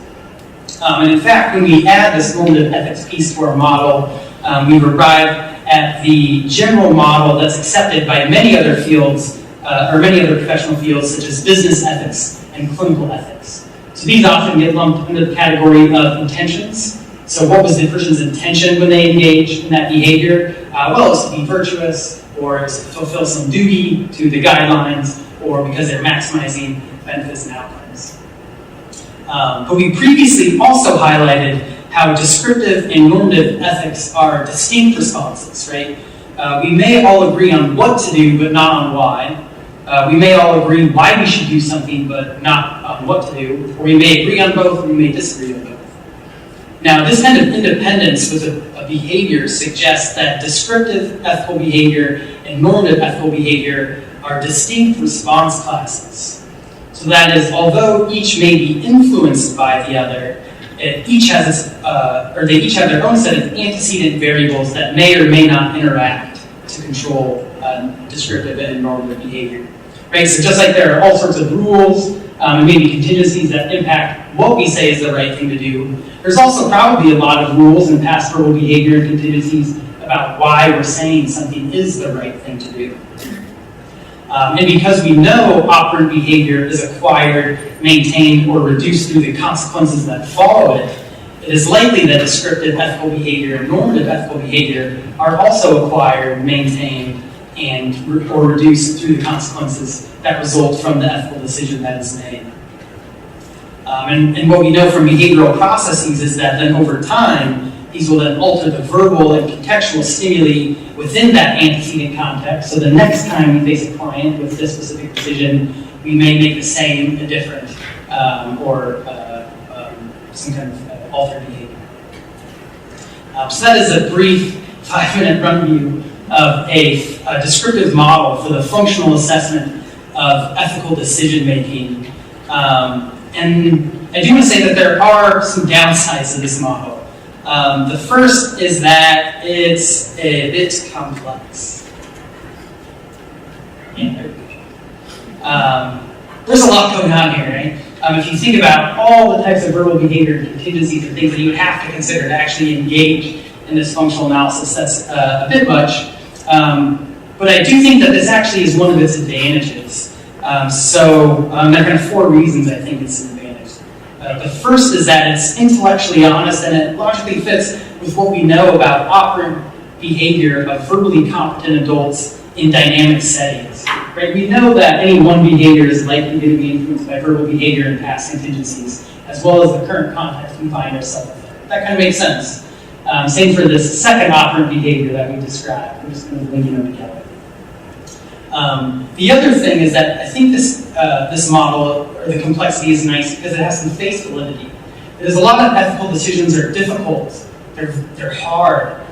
They involve all sorts of contextual stimuli, multiple responses that could be considered based on our past history and our guidelines. And we felt a little bit of that in the examples. There were a few people that I heard describing, well, if this were true, I might engage in one behavior, or if I had a little bit more time, or some of you were coming up with alternative behaviors altogether, you didn't even like the options I gave you, right? We know this stuff is complex, and this can capture that. The other thing that's really nice about this model is that it's observable and measurable, at least in principle. And so this actually contrasts with a variety of publications within the behavior analytic literature, including one that came out this last fall, suggesting that subjectivity is necessary for ethics and behavior analysis. And so this model, at least again in principle, highlights how it can all be observable and measurable. But that also kind of brings up the last kind of benefit to this model, is that it's testable, right? So if these relationships hold, we should be able to conduct research, collect data, make observations, and find out if I were to say, play around with verbal behavior here, is descriptive ethics? Does that behavior change? Are these actually interrelated? And so kind of, in general, like, which one of these boxes are actually needed if we're going to think about the functional analysis of ethical behavior? And also, there's a whole universe of things that could exist in any one of these boxes. What things are actually needed there? So we can kind of think of it as a component analysis, both across and within boxes, which again is nice because that makes the model falsifiable. It can be completely interactive. The other downside to this model is that it's general. Now, this does give it a little bit of flexibility to dynamically describe most ethical decisions. However, it's also really hard to imagine taking this model and stepping into a decision tomorrow and running through this to come up with behavior. So to kind of help with that, I also created this kind of tool that helps with this process of functionally assessing ethical decisions. And this really just takes everything that we've already discussed about today and put it into kind of a series of steps. So we know that there's all these antecedent variables that are likely to influence ethical decision making. And so we should gather that, right? We should collect all the necessary case information that we're going to need throughout our analysis, and maybe figure out what other data we might need to help make our decision. After that, we can identify what rules, contingencies, and possible behaviors might exist for both what might be an appropriate response as well as why it might be so. And from there, it can sometimes be helpful to identify what responsibles are compatible with each other and what responses are incompatible with each other. And this can sometimes be helpful by reframing the choices in an or statement where they're in conflict. So, right, should I engage in behavior A, which is justified by justification A, or engage in action B, which is justified through justification B? And when we do that, when we start to frame choices against each other, we might find out, well, that's actually not an or statement. I could perhaps engage in these two behaviors together, and we can start comparing those to other things. And through that process of reframing your options within these or questions, you can start to identify where are those incompatible behaviors? Where is that ethical conflict that makes this decision difficult? Now, at this point, one particular response option often seems best. However, if not, it can be helpful to rank the principles, the rules, or the possible outcomes from most to least important for all people involved, and see if that starts to lead to some kind of majority consensus. And then the last three steps in this things to do before you make an ethical decision is based on that old adage that the only thing certain in life is uncertainty, right? So the purpose of steps 7 to 9 are based on that argument visualization, right? What are the data that if we were to obtain it would actually lead us to make a different ethical decision? What is the data that if it were obtained lead us to have further support for our decision? Now after all these antecedent steps actually comes the easy part, right? You just behave. You implement whatever it is that was chosen. And importantly, I think, again, is to make sure that we're noting our justification for why that behavior is considered most ethical, which often gets left out of these programs as we write them up. After that comes perhaps the most difficult part, which is actually collecting that consequence data. Now, as mentioned before, very few decisions, including ethical decisions, are likely made without some accompanying goal, right, to maximize the benefits that are gained from interdisciplinary collaboration, let's say. And so the idea of step 12 in this process is to operationalize those expected outcomes and measure progress towards those goals. Right? So for example, we may all agree that choosing a specific course of action is likely the best route toward improving the rate that, say, a client acquires skills. But how do we know if our course of action is best? Could we be doing better? Could our client benefit more from our services? So operationalizing why we chose that course of action we did then allows us to define what the outcomes of our ethical decision should be and then measure how successful we actually are towards those goals. And then again, because this is an iterative process, only over time through collecting these kinds of data can we start to get a sense of what our ethical decision behaviors look like relative to optimizing the goals that we've chosen. Now, Plato reported that Socrates famously stated, "I know that I do not know." That is, there are many things about the universe that we know we do not know, known unknowns. However, we also know that there are unknown knowns, right? Things we don't know, but we could know them if we wanted to. And there are also things that we do not know that we do not know. Right? These are those unknown unknowns. And so as we track the consequences that result from our ethical decision, it's likely that there are contingencies and rules that are going to pop up and arise that we failed to identify in those first steps 1 through 9. And so the purpose of this step is to collect data on those variables so the next time we're in a similar situation, we know what variables we should be looking at as being relevant towards the decision that we make. Finally, compliance with professional codes of conduct and organizational policy can be maintained through some very powerful contingencies. However, all rules were created by humans and are unlikely to be perfect or cover all situations. And so the purpose of step 14 is to determine if an existing rule suggests a behavior analyst should engage in one behavior where an incompatible behavior may feel like a potentially more justified ethical response. But we know that changing codes of ethics or organizational policies is unlikely to occur quickly or with any kind of simple conversation. Instead, the most convincing argument for rule change will likely come from behavioral data that's collected over time that repeatedly demonstrates a different course of action is more effective at optimizing those identified outcomes. Okay, so that's kind of the descriptive model for functional assessment and ethical decision making within 12 minutes or less. It's 6:30, so I'll actually stop there. I didn't have much except for some really cool summary slides that tied it all back to happiness and love and how we can all do better in life. But with that, I know a good rule is to never go over time, so I'll stop. So thank you all. I do want to say, it's not showing very well, in the slides that are handed out, there's a link on the very last page to feedback that you can give me anonymously on this presentation. So feel free to go and leave feedback, things that were great, things that were poor, so on and so forth. And again, here's my contact information if you want any of the book chapters or other articles that I referenced in the presentation. Thank you all.